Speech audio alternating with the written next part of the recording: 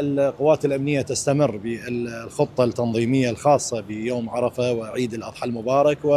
ووصولا إلى عيد الغدير، وبعد ذلك التفويج العكسي لحجاج بيت الله الحرام، مع أمنياتنا بعودتهم سالمين غانمين إن شاء الله، وتستمر حتى شهر محرم وشهر صفر. حقيقة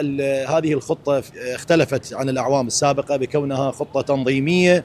واعتمدت بشكل كبير على جهد استخباري بحت وعدم عسكرة الشارع، واعتمدت بشكل كبير على الجهد التقني من خلال كاميرات ذكية، أكثر من 1600 كاميرا متواجدة في عموم المحافظة، كان لها دور كبير في رصد أي حالة وحركة القوات الأمنية. أيضا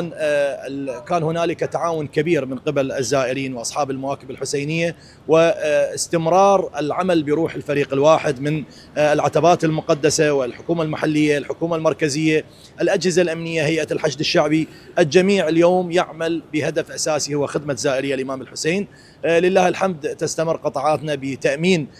زيارة يوم عرفة واستمرارا حتى أيام عيد الأضحى المبارك.